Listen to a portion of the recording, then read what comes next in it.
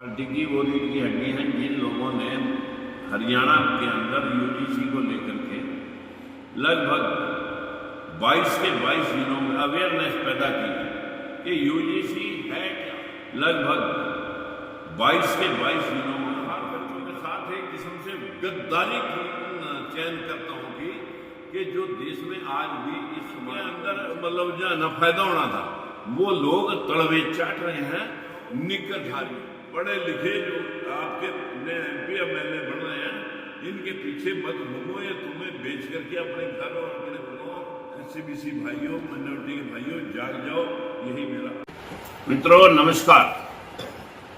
आज आप सब साथियों के साथ में LSP टीम के सारे सरगर्म योद्धा मेरे साथ में बैठे हुए हैं। भाई इधर मुकेश जी उपाध्यक्ष जी हैं और दूसरे पास हैं हमारे हल्का में प्रधान भी रहे हैं भाई रणबीर जी बैठे हैं और ये सभी जो है ना जोगिंदर जी और मदन जी और अपने जो है ना प्रीतम जी धर्मवीर जी और सारे भाई मंगल जी आज हमारे जिलाध्यक्ष और जय नारायण जी उपस्थित साथियों।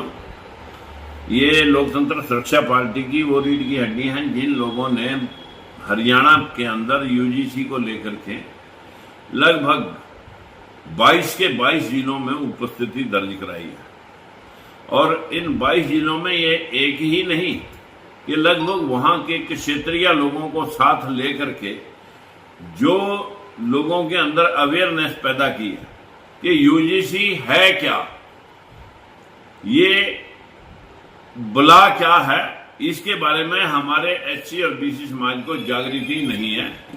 तो मेरा आप सब भाइयों से हाथ जोड़ के विनती है जरा ध्यान से बाकी के लोगों को भी आप बताएं। ये वीडियो जो भी भाई सुन रहे हैं उससे आगे शेयर करके लोगों को ये बातें बताएं कि 1956 में यूजीसी कानून यूनिवर्सिटी ग्रांट कमीशन बना था और तब ही कानून में प्रावधान किया था कि इस समय जब भी यूनिवर्सिटियों कॉलेजों में या डिपार्टमेंट और अदर कहीं भी भर्ती होगी तो तीनों वर्गों के लोग 3-3 और उस डिपार्टमेंट या उस यूनिवर्सिटी का वाइस चांसलर या कॉलेज का प्रिंसिपल उस कमेटी को गठित करेगा जिसमें 3 SC होंगे, 3 BC होंगे, 3 जर्नल होंगे और इन 9 लोगों में कौन कौन लेने हैं, 2 प्रोफेसर, 2 स्टूडेंट, 1 महिला, 1 विकलांग और 2 सिविलियन, कोई रिटायर्ड ऑफिसर या कोई समाज सेवी और SC और BC के बराबर लोग लेने हैं। इक्विटी कमेटी, इक्विटी का मतलब बराबर लोग लेकर के तब चयन प्रक्रिया कंप्लीट होगी। कोई भी भर्ती होगी ये 9 आदमी और 10वां उस यूनिवर्सिटी का या कॉलेज का प्रिंसिपल या हेड ऑफ द डिपार्टमेंट होगा। 10 आदमियों की प्रेजेंस में लोगों को रिटन टेस्ट के और इंटरव्यू के नंबर लगाए जाएंगे। लेकिन बदकिस्मती के 70 साल में ये कमेटियां इक्विटी कमेटियां बनी ही नहीं। ये भेद तब खुला जब रोहित वेमुला की और पायल तडवी की केस की सुनवाई BR गवई जी कर रहे थे तो उसमें 122 बच्चों के सुसाइड का नोट लगा हुआ है।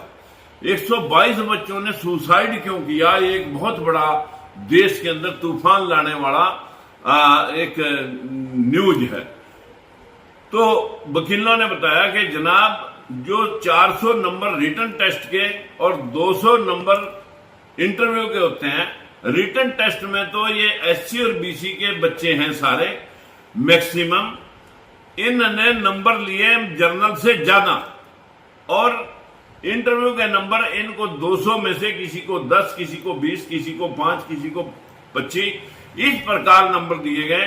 लेकिन जनरल कैटेगरी के अभ्यर्थियों को 150, 160, 170, 192 नंबर तक भी दे करके उनको उत्तीर्ण किया गया और इन बच्चों को फेडअप कर दिया गया। इन बच्चों के आगे लिख दिया NFS, नॉट फाउंड सुटेबल। जो बच्चे पढ़ने लिखने और टेस्ट में मेरिट होल्डर थे उन बच्चों को नॉट फाउंड सुटेबल इंटरव्यू के नंबर ना दे करके ये देश के उन होनहार बच्चों के साथ एक किस्म से गद्दारी थी उन चयनकर्ताओं की कि जो देश में आज भी इस समाज को नीचे दबाए रखना चाहते हैं। मित्रों, ये इक्विटी कमेटियां 1970 में जब नहीं बनी तो दुबई साहब ने पूछा तो ये कमेटियां क्या कर रही हैं, ये क्यों नहीं देख रही हैं भेदभाव को।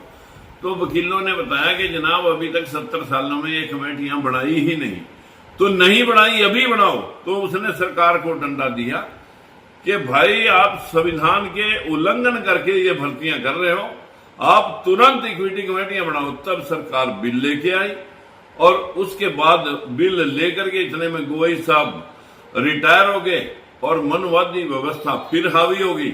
और मनुवादियों ने जाकर के जिस तरह से वीपी सिंह के समय जनरल कैटेगरी ने बैकवर्ड को 52% आरक्षण मिलता मिलता उसे 27 पर स्टे करा दिया, और जब उच्च शैक्षणिक संस्थाओं में रिजर्वेशन अर्जुन सिंह ने कांग्रेस ने दिया था तब स्टे करा दिया, आज फिर इसको स्टे करा दिया गया। ये बैकवर्ड के बेशर्म लोग कहां पड़े सो रहे हैं, जबकि बार बार जनरल कैटेगरी के द्वारा यही कहा जा रहा है कि बैकवर्डों को क्यों साथ में लिया, बैकवर्डों को क्यों साथ में लिया, ये हमारे बच्चों के खिलाफ एट्रोसिटी के केस दर्ज करा देंगे। जबकि निजी शिकायतों का काम तो सिर्फ और सिर्फ प्रिंसिपल और वाइस चांसलर ने ही देखना है। इसमें तो भेदभाव रोकने का, प्रताड़ना रोकने का सिर्फ यही एक काम था कमेटियों का कि कोई भी चयन, ट्रांसफर हो, प्रमोशन हो या सिलेक्शन हो, उस काम के अंदर कोई भेदभाव ना कर सके। ये काम देखने के लिए ये इक्विटी कमेटियां बननी थी, लेकिन अपना समाज जानता ही नहीं what is the manner of equity. Equity का मतलब होता है तीनों वर्गों के लोग बराबर बराबर कमेटी में बैठेंगे, और ये हमारे लोगों को अभी पता नहीं, और लोग पड़े हुए सो रहे हैं। एससी समाज जाग रहा है, बैकवर्ड समाज जिसके खिलाफ वो विरोध कर रहे, जिन बच्चों को जो रिजर्वेशन के अंदर मतलब जो है ना फायदा होना था, वो लोग तड़वे चाट रहे हैं निकरधारियों के। मित्रों जाग जाओ, ये निकरधारी सरकार में होने के बाद भी आज विरोध कर रहे हैं और आप लोग पड़े सो रहे हैं। आप लोग सोच रहे हैं हमारे घर में ही कोई थाली भर के दे जाएगा। ऐसा कभी हुआ नहीं कि किसी को जो है ना घर में कोई आके जो है ना नौकरियां लगातार घूम रहा है। इन नौकरियों के लिए, इन रोजगारों के लिए आपको अपने बच्चों के लिए लड़ना पड़ेगा, अन्यथा आपके बच्चे भी 122 की लिस्ट में अगला नाम आपके बच्चे का होगा, चाहे वो मेरिट होल्डर ही क्यों ना हो। इसलिए आप समझ लें कि जो मेरिटोरियस बच्चे थे उन लोगों ने सुसाइड, इस सिस्टम की वजह से, प्रताड़ना की वजह से वो सुसाइड कर गए, ताकि आपके बच्चों को भी कल को सुसाइड ना करना पड़े। इसलिए समय रहते आप जाग जाए और अपनी सरकार बनाने के प्रयास की तरफ बढ़े, और लोग यूजीसी के समर्थन में खड़े होकर के पूरे देश के अंदर एक मैसेज छोड़ दें कि जो 10% लोग हैं, ये इकल्ला देश है जहां 10-15% लोग देश पे राज कर रहे हैं, 85% लोग गुलामी भुगत रहे हैं। मित्रों, शर्म से डूब मरे वो एमएलए, वो एमपी जो तुम्हारी वोट लेकर के तुम्हारे बच्चों की हक अधिकार की प्रोटेक्शन नहीं कर रहे। इन भेड़ की खाल में छुपे हुए भेड़ियों को भी नंगा करो। ये इनको शर्म नहीं आ रही कि आज भी ये लोग उनके ही तलवे चाट रहे हैं और हमारे लोगों को कह रहे हैं इंसाफ होगा, बेईमानी नहीं होगी। देश के अंदर 1100 पद हाई कोर्टों, 25 हाई कोर्ट में, एक सुप्रीम कोर्ट में 1100 जज लगने हैं। 1100 में से 700 लगे हुए हैं। 700 में से सिर्फ 7%, यानी अभी हाल ही में सिर्फ 7% जुडिशरी में, हाई कोर्ट और सुप्रीम कोर्ट में हिस्सेदारी है। देश में 6877 पद आईएएस के हैं, जिनमें 5700 कार्यरत हैं, और जिनमें 5700 में सिर्फ 245 एससी, एसटी, ओबीसी और माइनॉरिटी के लोग, सिर्फ 245 हैं। आप परसेंटेज निकाल लें क्या निकल रही है। 5515 आईपीएस के पद हैं, जिसमें 350 के करीब ही अभी एससी, बीसी और माइनॉरिटी के लोग हैं। यही आईएएस, यही आईपीएस और यही आईआरएस और आईएफएस का भी हाल है। हमारे देश का कोई भी बच्चा बैकवर्ड का, शेड्यूल कास्ट का सौखे सौखे बाहर एम्बेसडर बन के नहीं गया। मेरा तो आपसे इतना कहना है कि अगर तुम्हारी आंख ना खुली हो और तुम कह रहे हो हम पढ़े लिखे हैं, जाग जाओ।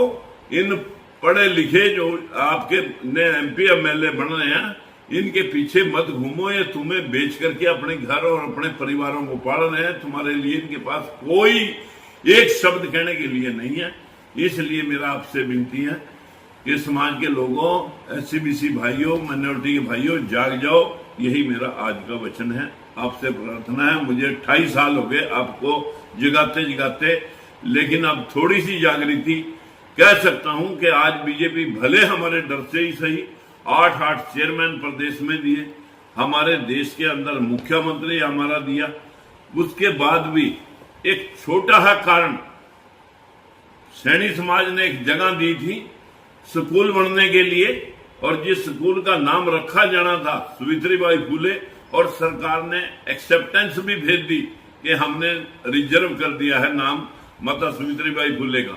लेकिन मनुवादियों के दबाव में फिर न जाने मुख्यमंत्री कैसे कहां किस बात के पीछे हट गए, जबकि इस देश में शिक्षा की देवी तो माता सावित्रीबाई फुले है। अगर उसके नामकरण पर भी स्कूल के अंदर आपत्ति है तो फिर डूब मर जाए हमारे समाज का ये सिस्टम जो, और हमारी चौधराहट।